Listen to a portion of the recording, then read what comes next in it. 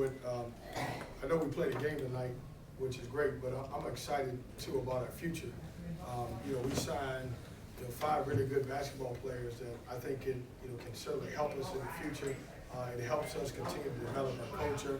When you look at the guys that we signed, all 5 of those guys fill a need for us. I'm excited about this bunch. When I took the job, I wanted to get some homegrown guys that could be able to certainly help us win the championship. 4 of those 5 guys are from the state of North Carolina, and that was a priority for our staff and me. Give our staff a lot of credit. I thought my assistant coaches did a tremendous job recruiting those guys. It's an exciting class.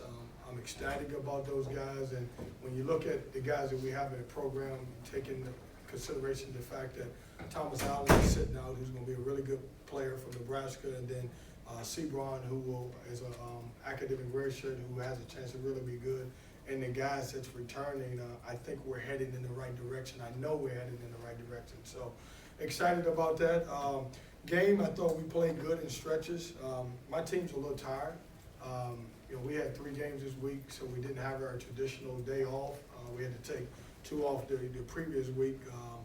And so tomorrow, I told everybody in the locker room to, stay away from basketball a little bit. They thought I was saying stay away from the academics, and I said, no, we're not doing that.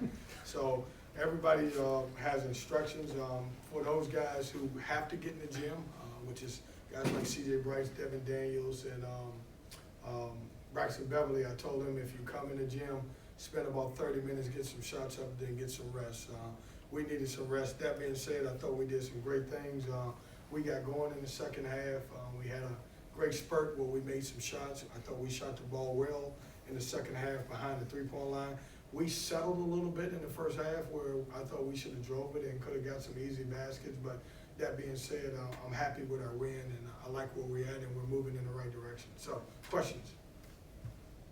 When you can get production, offensive production like this out of Devin, like consistently, how different does this team look when he's playing like he played tonight? Well, he changes when you look at Devin and you look at DJ, they both could certainly be starters, and they'll probably end up starting some games. I'm playing 8 guys right now, and all 8 guys can be starters. So the 3 guys that come off the bench, they've been tremendous. Our bench is scoring just as much as the guys who start the game. But Devin was really good tonight. He was aggressive. He made shots. He mixed his game up, and then you didn't get a chance to see. I thought he was very solid on the defensive end, but he's a good player, and he's starting to buy in and understand what I'm looking for. I thought he played well. It was good to see Markel Johnson score 16 points. I thought he felt a little bit better, a little bit more comfortable shooting the basketball. But our team's good. I got 8 guys that I figured that I can start at any point, and I give Pat, Devin, and DJ a lot of credit because not once have they pouted about coming off the bench. They just come in and do their job. With 8 guys that we're playing, everybody knows that they're going to play, and so nobody complains. What did you say to Manny Bates at halftime? Because he was a much different player in the second half. Nothing. Players know when they don't think they played well, and Manny's a freshman, and we forget. Because he's such a tremendous shot blocker on the defensive end. And so because he's been here, even my staff at times, they will say, God, he's got to do this, got to do this. And I'm saying, hey, he's a freshman. The kid hasn't played in 2 years. It's going to take some time. And he just came out to play. I didn't say one word to him. Sometimes when you're dealing with a young kid, it's better off not to say anything to him, and I didn't. I just let him play. You knew Markel was going to be okay, but to see him have a game like this, is it kind of a relief a little bit? Well, I don't think it's a relief. I don't worry about him because I do think he's going to be okay. And I still don't think he played great tonight. I thought he played good. But it was good to see him play better. It was good for him to see the ball going home. Devin said that he really enjoys playing here. Do you like these games, these heritage games, and what is it about this place that just kind of seems to be different? Well, these conversations are always going to happen. This is a great venue to play in. That being said, we also have a really great venue to play in at the PNC. This is great because it's everybody's right on top of you. It's a legendary place. I love playing here. But that being said, we've got contracts where we got to play a certain many games at PNC. I'm not giving up on the PNC because I love the PNC. PNC helps us with recruits. It's a pro arena. It's a chance to play, in front of 20,000 when we sell out. So it's a great place. So I look at it like this: is we're fortunate to be able to be one of few programs to have 2 great arenas to play in. I wish it was a little bigger. I wish it held 10,000, but it doesn't. It's a beautiful place the way it is. Coach, I want to go back to Markel real quick. As far as you talked about him scoring and seeing some balls go in the bucket, but what about the way he distributes the ball? Yeah, what's lost in the fact that I know we've all said Markel hasn't played well, but he's passed the ball well. Now, he's had a few more turnovers than I would like. That being said, I think he's played well when he's not scoring the ball. He's done different stuff. He's got people involved, but he's passing the ball at a high level. I can't get him to go back. I don't want him to be sophomore Markel where he thinks he's got to lead the league in assists. On this particular team, we need him to have a balance of scoring and passing the basketball. You've been here all day. I have. Anybody give you some love for the recruiting class? Any fans stop you? It's Boo, hard. stop you. We had the fans today were the best fans that you could ever have. They were elementary school kids. They have no idea about a recruiting class. It's so funny, and I'm glad we do that. That's exciting. Those kids get to have fun. They get a break from school. They yell. It takes them a while to realize what team that they're rooting for because when the ball goes in the hole, they start rooting for everybody. And then when they get this whole NC State chant, it's pretty loud in there. I've got to work with our fans because we won't have an elementary school game that our guys will be as loud as them. But right now, the competition, they're blowing us out of the water with the atmosphere that was today. But no, I've been here all day, Joe. Kids don't know it. I'm excited, man. I'm pumped about this class, and it was one that we needed to have. It was one that I felt like that was going to be good, and we got the pieces that we really wanted. And there's not a guy that we recruited in this class that we didn't get that we really wanted. They were all guys that that we prioritized and we knew that we could have a chance to get. What was it like seeing the way Josh Hall has changed over the last couple of years? And then how much has Cam Hayes kind of helped piece that class together? Well, so Cam Hayes, he texted me when Josh committed and said, "Man, I did a great job." Like, what are you talking about, Cam? Yeah. But Cam is it's becoming popular for guys in state to come to NC State, and that's one of the things that I wanted to happen. We've lost some of those recruiting battles. It's always been tough because we've got some pretty good programs in this state. And a lot of times some of those guys have decided to go elsewhere instead of coming to NC State. And we won a couple of recruiting battles here where even when guys didn't go to the schools in the neighborhood, they would leave and go to like schools. For instance, Florida State or McGill, Clemson or somewhere else.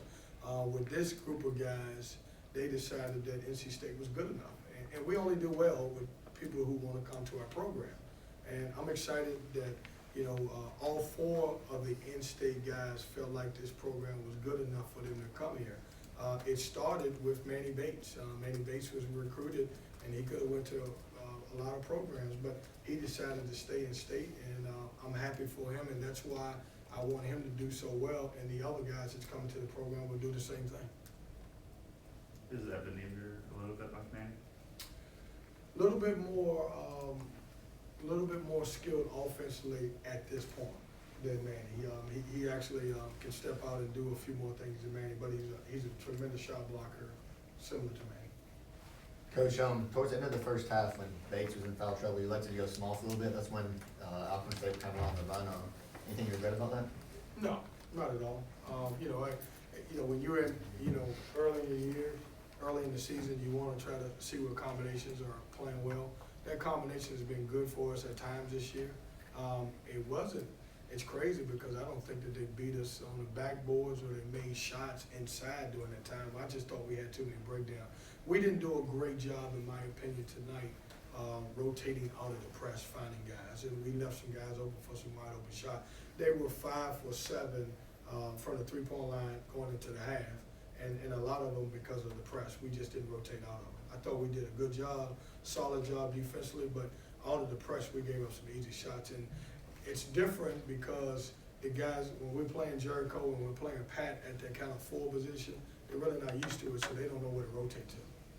Kevin, was this recruiting class? I don't want to overthink it, but was it at all? Did they have to see you like in these first 2 years at State to kind of see how you did things and how it played out? Like, was this at all a culmination of everything, or was it just, as you said earlier, your assistants identifying these kids, making them a priority? And Yeah, I mean, we started, majority of these guys that we signed, we started from the day we got here recruiting them. And we started building a relationship with them.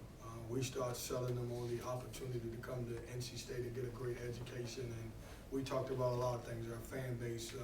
We talked about the opportunity to play the style of play that we play. We talked about, obviously being alumni of NC State.